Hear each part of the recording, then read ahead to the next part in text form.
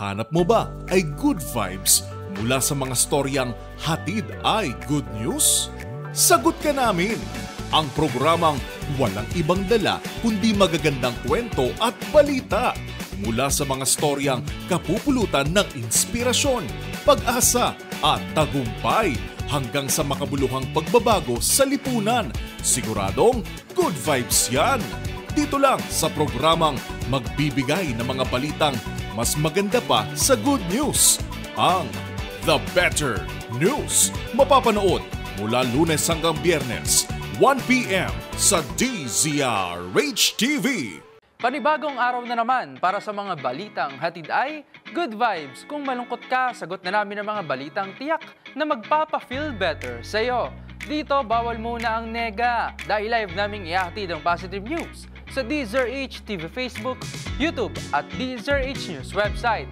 Ako si Rovic Manuel, ang tagapaghatid ng mga balitang mas maganda pa sa good news. Ito ang The Better News. Una sa Pilipinas, una sa Pilipino.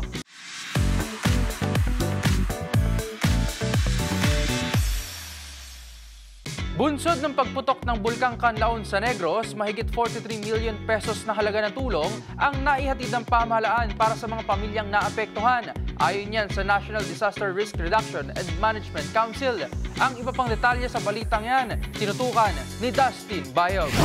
Inilahad ng National Disaster Risk Reduction and Management Council o NDRRMC na umabot na sa 40 million pesos na tulong ang naihatid sa mga pamilyang naapektuhan ng pagputok ng Bulkang Canlaon noong December 9. Ayon sa ahensya, 43.33 milyong piso na ng halaga ang nahatid na tulong ng pamahalaan sa 8,004 na pamilya sa Western at Central Visayas. Kabilang sa halagang ito mga family food packs, financial assistance, hygiene kits, modular tents, sacco lids, sleeping kits, laminated sacks at family kits. Samantala, sinabi naman ng Office of Civil Defense o OCD na naka-standby ang 240.5 milyong pisong pondo at relief packs sa mga opisina ng DSWD sa dalawang reyon na maaaring makatulong sa higit 180,000 na pamilya. Patuloy din ang NDRRMC at OCD sa pagmamonitor ng sitwasyon sa mga lugar na apektado upang makabuo ng plano kung sakali lumala ang epekto o nangyayari roon. Para sa DZRH TV, ito si Dustin Bayog, una sa Pilipinas, una sa Pilipino.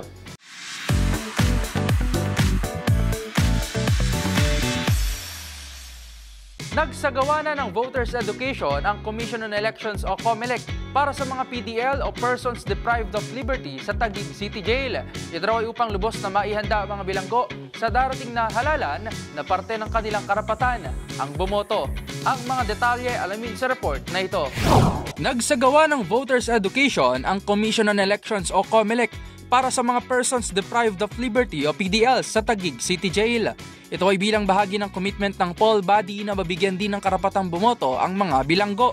Sa kauna-unahang voters education ng mga bilanggo ngayong taon, ipinarana sa mga PDL ng Taguig City Jail ang paggamit sa automated counting machine na gagamitin sa pagboto sa susunod na taon. Ayon kay COMELEC Chairman George Garcia, isa ito sa mga paraan para ihanda ang mga PDL sa tamang proseso ng pagboto para sa 2025 midterm elections. Noong nakaraang linggo, pumirma na rin sa Memorandum of Agreement o MOA ang COMELEC, Bureau of Jail Management and Penology, Public Attorney's Office at Bureau of Corrections para sa pagtutulungan na makaboto ang mga bilanggo. Para sa DZRH TV, ito si Rovic Manuel, una sa Pilipinas, una sa Pilipino.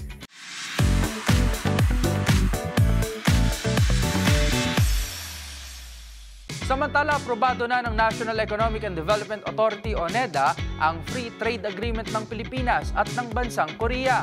Maliban dyan, dalawang infrastructure projects din ang may go signal na ng ahensya. Ang mga detalye tinutukan ni Mili Borja.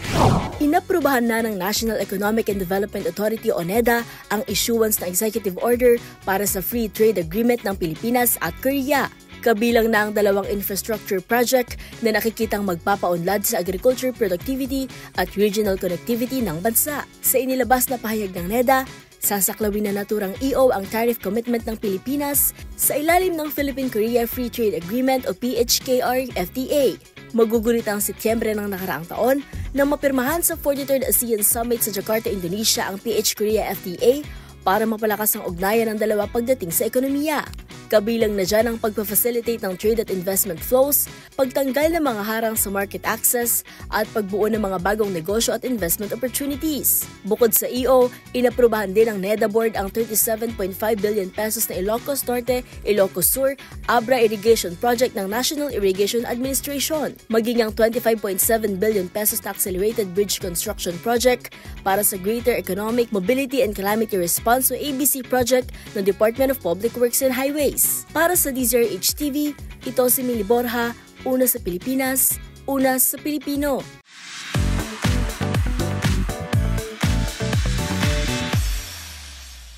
Maagang pamasko naman ang inihandog ng National Housing Authority o NHA sa halos 4 na mga individual sa San Jose del Monte, Bulacan. Ito ay parte ng kanilang programa sa pabahay para sa mga Pilipinong nangangailangan at kwalipikado sa naturang programa ng pamahalaan. Ang mga detalye sa balitang yan, alamin sa report ni Arnold Herrera. May pamaskong handog ang National Housing Authority o NHA para sa halos 400 individual na kwalipikado sa programang pabahay ng gobyerno sa San Jose del Monte, Bulacan.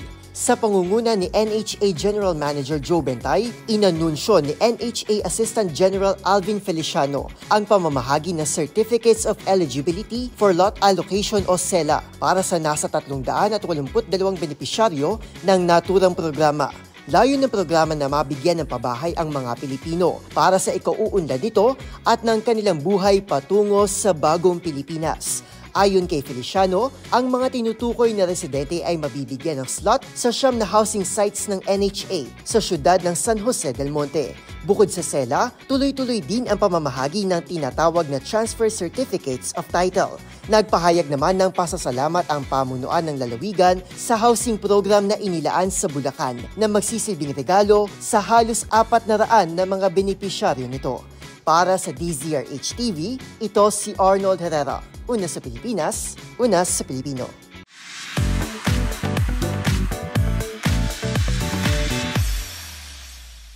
Proud na ibinahagi ng Department of Social Welfare and Development o DSWD na 2 sa kanilang 4-piece beneficiaries ang isa ng ganap na abogado at engineer. Kung sino ang 2 matagumpay na nagtapos, alamin sa report ni Rose Babiera. Ganap ng abogado at engineer ang 2 sa daan-daan libong monitored children na benepisyaryo ng Pantawid Pamilyang Pilipino Program o 4-piece ng Department of Social Welfare and Development o DSWD.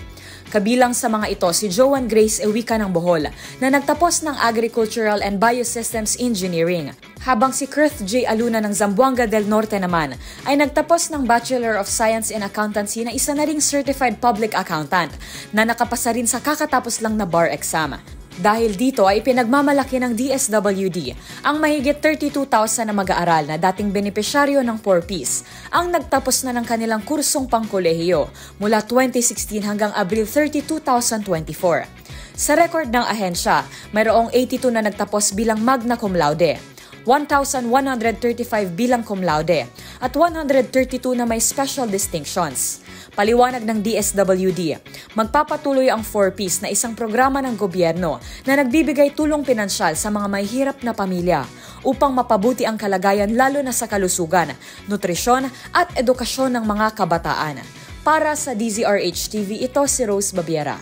Una sa Pilipinas, una sa Pilipino.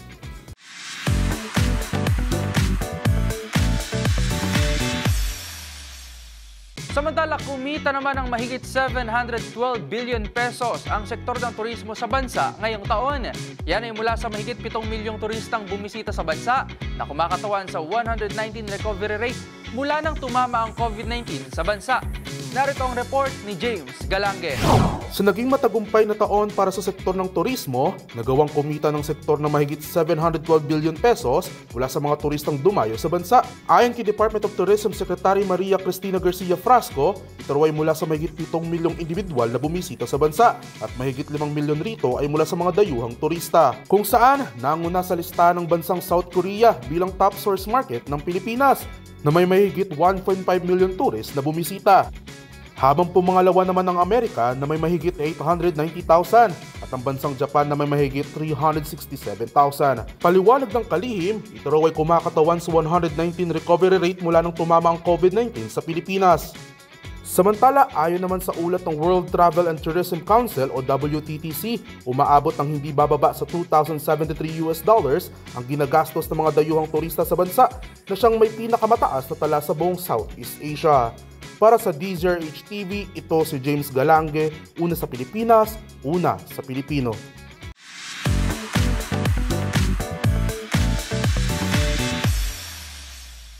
Sa iba pang balita, umani naman ng papuri ang isang delivery rider na ito mula Northern Samar. Ito ay matapos na magsauli ito ng napulot nitong pera na nagkakahalagang 20,000 pesos. Narito ang report ni Jane Galit Bantayan. Umani naman ng papuri mula sa mga netizens ang isang delivery rider dito sa lalawigan ng Northern Samar matapos na magsauli ito ng pera. Ito ay nakilala na si Michael Canoy ng San Miguel Lavisales Northern Samar. Napag-alaman na napulot nito isang belt bag na naglalaman ng pera na nagkakahalaga ng 21,000 pesos. Agad niya itong isinauli sa pulis. Ang nasabing belt bag na naglalaman ng pera ay agad na isauli sa mismong may-ari din ito. Labis naman natuwa na sabing may-ari at nagpasalamat doon sa nasabing rider lalo pat naroon din ang kanyang mga ID. Nais bigyan din ng otoridad ang kahalagahan ng pagiging honest at mapagkakatiwalaan sa pamamagitan ng pagsasauli sa mga napupulot na mga bagay na hindi naman pag-aari. Mula sa NBC Network News, RH34 Jane Galit Bantayan, una sa Pilipinas, una sa Pilipino.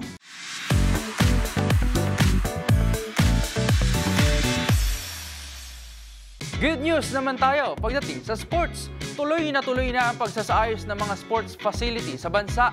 Pumirma na kasi sa isang kasunduan ng Philippine Sports Commission o PSC at ang Department of Public Works and Highways o DPWH para sa pagpapatayo ng ilang infrastruktura para sa mga national athlete. Para sa Balitang Sports, ihahatid yan ni Millie Borja.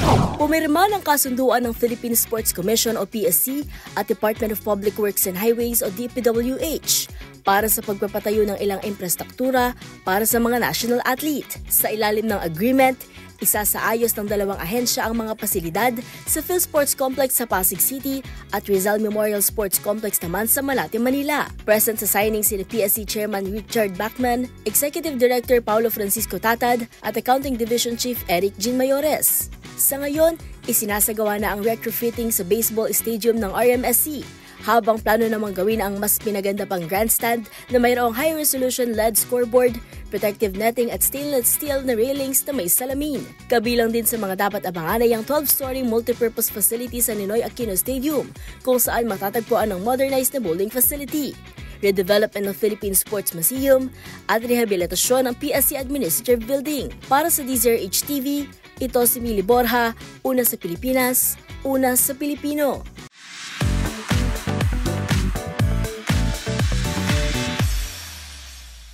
At syempre, the better news naman tayo sa mundo ng showbiz. Trailer ng upcoming martial arts drama film na Karate Kid Legends ni Jackie Chan, inilabas na. Ang iba pang detalye panoorin sa report ng ating showbiz Angel. Inilabas na ang trailer para sa bagong movie ni legendary action star Jackie Chan. Ang upcoming martial arts drama film na pinamagatang Karate Kid Legends ay mapapanood sa big screen sa May 30, 2025. Dito, kasama ng Hong Kong-born martial arts actor sina Ralph Macchio at Ben Wang. And speaking of American actor Ben Wang, iikot ang kwento sa buhay ng ginagampanan nitong karakter na si Li Fong, isang kung fu prodigy. Susundan ang paglipat nito mula Beijing patungong New York kasama ang kanyang ina matapos ang isang trahedya. At sa pagsabak nito sa karate competition, doon sa kanya ipakikilala ng kung fu teacher na si Mr. Han, played by Jackie Chan, ang original Karate Kid na si Daniel Russo, karakter na ginagampanan ni Ralph Macchio. Kung matatandaan, taong 2023 nang ianunsyo ni Macchio at Chan na magkakaroon ng global auditions para sa susunod na Karate Kid. Taong 1984 nang inilabas ang orihinal na The Karate Kid at nagkaroon ng remake year 2010 kung saan naman bumida si Jaden Smith. Para sa DZRH TV, ito po ang showbiz Angel, una sa Pilipinas, una sa Pilipino.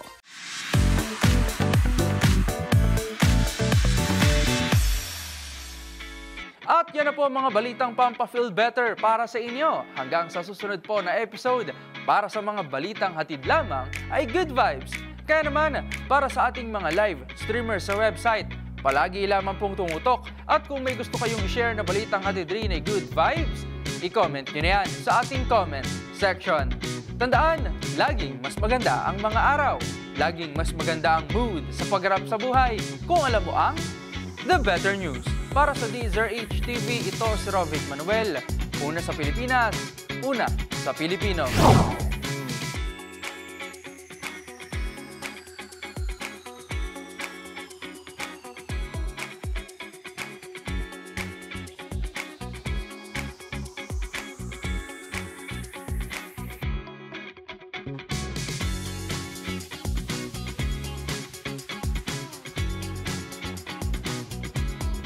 Hanap mo ba ay good vibes mula sa mga storyang hatid ay good news? Sagot ka namin! Ang programang walang ibang dala kundi magagandang kwento at balita mula sa mga storyang kapupulutan ng inspirasyon, pag-asa at tagumpay hanggang sa makabuluhang pagbabago sa lipunan. Siguradong good vibes yan! Dito lang sa programang magbibigay ng mga balitang mas maganda pa sa good news, ang The Better News. Mapapanood mula Lunes hanggang Biyernes, 1 p.m. sa DZRH TV.